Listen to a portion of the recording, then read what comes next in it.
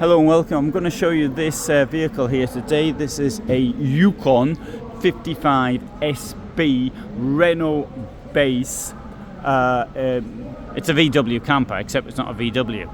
It's a Renault, and I think that the Renault camper works very well for Ahorn, but I don't think it does so well for Frankia, and this is a Frankia brand. Indeed, it's rather a bit of a pity that a company that makes luxury liners is now doing campervans as well, and don't really quite understand the marketing behind that. It could be, of course, that they had access to Renaults when there was a problem with the chassis. Now there's no problem with chassis delivery, and they're sort of stuck with it. Anyway, let's have a look. Here, the same as you'll find in any VW camper, 2 burners and a sink. You've got the same Vitrifrigo fridge down here, and we've also got here a place where I think the toilet should be kept.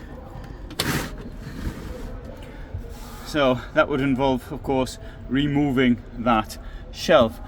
You turn your gas off or on from there. This unusually comes up rather than coming down.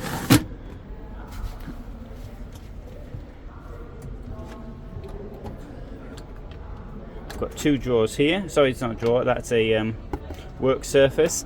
And the drawer, got storage down here on the back.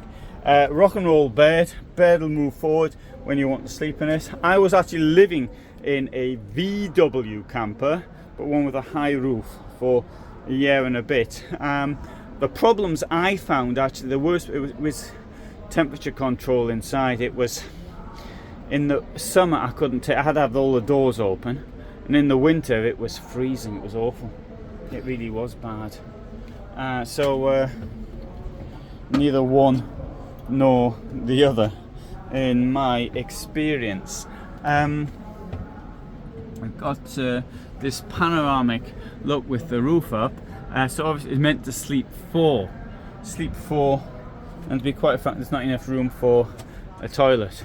Renault automatic. There, let's come round to the back. Right, the base price of this, there you go, 55,500. This is 60,701. I'll show you more information, but the thing is moving around, so it's rather difficult to actually do. So for 63,000 euros new. I do appreciate that people may buy something like this because, let's face it, you might need a car, but a car which you can also sleep in. So I understand that absolutely.